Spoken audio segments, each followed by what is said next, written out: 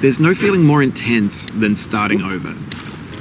If you deleted your homework the day before it was due, as I have, or if you left your wallet at home and you have to go back after spending an hour in the commute. If you won some money at the casino and then put all your winnings on red but it came up black. If you got your best shirt dry cleaned before a wedding and then immediately dropped food on it. If you won an argument with a friend and then later discovered that they just returned to their original view. Starting over is harder than starting up. If you're not ready for that, like if you've already had a bad day, then what you're about to go through might be too much. Feel free to go away and come back. I'll be here. Alright, thanks for coming with me on this trip. I'll understand if you have to take a break at any point. Just find a safe place to stop and quit the game. And don't worry, I'll save your progress, always, even your mistakes. This game is a homage to a free game that came out in 2002, titled Sexy Hiking. The author of that game was Jazzuo, a mysterious Czech designer who was known at the time as the father of B games. And B games are rough assemblages of found objects. Designers slap them together very quickly and freely, and they're often too rough and unfriendly to gain much of a following. They're built more for the joy of building them than as polished products. In a certain way, Sexy Hiking is the perfect embodiment of a B game. It's built almost entirely out of found and recycled parts, and it's one of the most unusual and unfriendly games of its time. In it, your task is simply to drag yourself up a mountain with a hammer. And that act of climbing, in the digital world or in real life, has certain essential properties that give the game its flavor. No amount of forward progress is guaranteed. Some cliffs are too sheer or too slippery, and the player is constantly, unremittingly in danger of falling and losing everything. Anyway, when you start Sexy Hiking, you're standing next to this dead tree that blocks the way to the entire rest of the game. It might take you an hour to get over that tree, and a lot of people never got past it. You prod and you poke at it, exploring the limits of your reach and your strength, trying to find a way up and over. And there's a sense of truth in that lack of compromise. Most obstacles in video game worlds are fake. You can be completely confident in your ability to get through them once you have the correct method or the correct equipment or just by spending enough time. In that sense, every pixelated obstacle in Sexy Hiking is real. The obstacles in Sexy Hiking are unyielding, and that makes the game uniquely frustrating. But I'm not sure Jazzuo intended to make a frustrating game. The frustration is just essential to the act of climbing, and it's authentic to the process of building a game about climbing. A funny thing happened to me as I was building this mountain. I'd have an idea for a new obstacle, and I'd build it, test it, and it would usually turn out to be unreasonably hard. But I couldn't bring myself to make it easier. It already felt like my inability to get past the new obstacle was my fault as a player rather than as a builder. Imaginary mountains build themselves from our efforts to climb them, and it's our repeated attempts to reach the summit that turns those mountains into something real. When you're building a video game world, you're building with ideas, and that can be like working with quickset cement. You mold your ideas into a certain shape that can be played with, and in the process of playing with them, they begin to harden and set until they're immutable, like rock. And at that point, you can't change the world. Not without breaking it into pieces and starting fresh with new ideas. For years now, people have been predicting that games would soon be made out of prefabricated objects, bought in a store and assembled into a world. And for the most part, that hasn't happened, because the objects in the stores are trash. I don't mean they look bad or that they're badly made, although a lot of them are. I mean they're trash in the way that food becomes trash as soon as you put it in the sink. Things are made to be consumed and used in a certain context, and once the moment is gone, they transform into garbage. In the context of technology, those moments pass by in seconds. Over time, we've poured more and more refuse into this vast digital landfill that we call the internet. It now vastly outnumbers and outweighs the things that are fresh and untainted and unused. When everything around us is cultural trash, trash becomes the new medium. the lingua franca of the digital age. And you can build culture out of trash. But only trash culture. B games, B movies, B music, B philosophy. Maybe this is what digital culture is. A monstrous mountain of trash, the ash heap of creativity's fountain. A landfill with everything we ever thought of in it. Grand, infinite, and unsorted. There's 3D models of breakfast, Gen X's fanfic novels, Scan magazines, green screen Shia LaBeouf, banned snuff scenes on LiveLeak. Facebook's got lifelike bots with unbranded adverts and candid shots of Kanye and Taylor Swift mashups, car crash epic failed GIFs, Russian dashcam vids, discussions of McRibs, discarded, forgotten, unrecycled, muddled, rotten, untitled. Everything's fresh for about 6 seconds, until some newer thing beckons, and we hit refresh. And there's years of persevering, disappearing into the pile, out of style, out of sight. In this context, it's tempting to make friendly content that's gentle, that lets you churn through it but not earn it. Why make something demanding if it just gets piled up in the landfill, filed in with the bland things? When games were new, they wanted a lot from you. Daunting you, taunting you, resetting and delaying you. Players played stoically. Now everyone's turned off by that. They want to burn through it quickly. A quick fix for the fickle. Some tricks for the clicks of the feckless. But that's not you. You're an acrobat.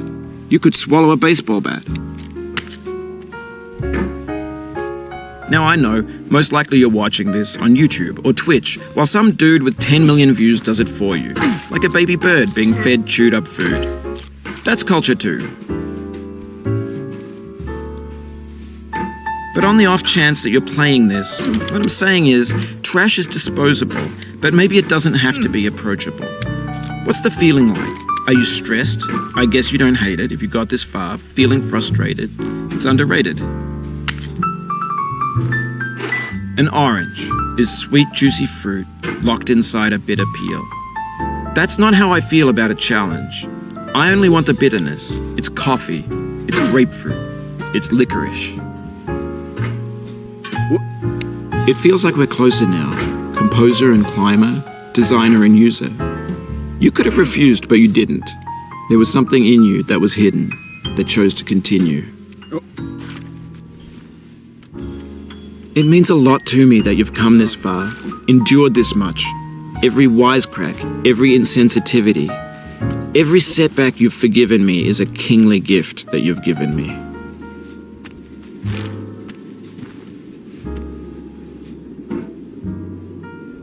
No.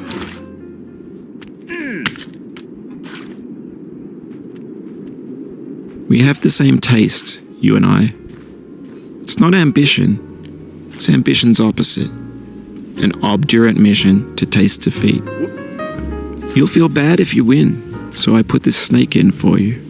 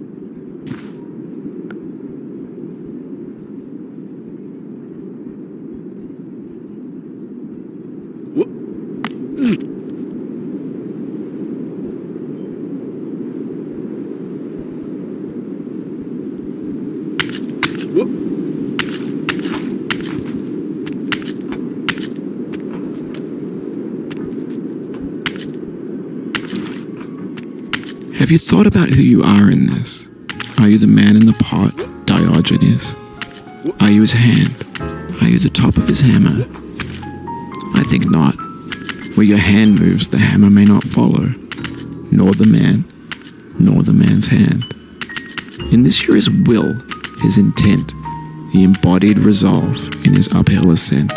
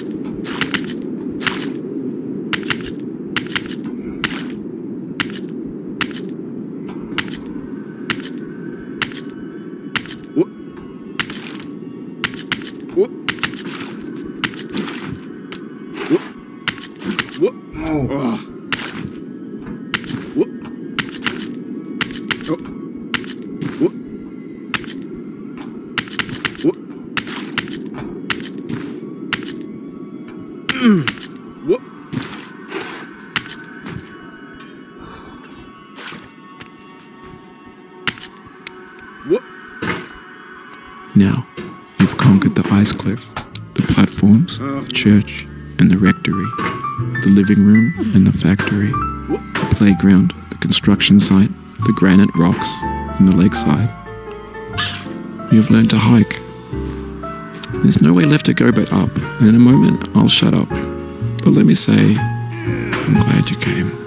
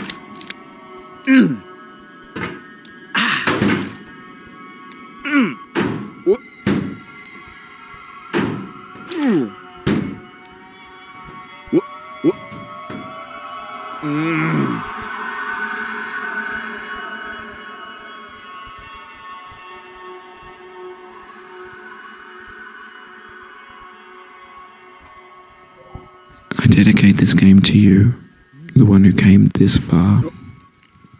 I give it to you with all my love. No.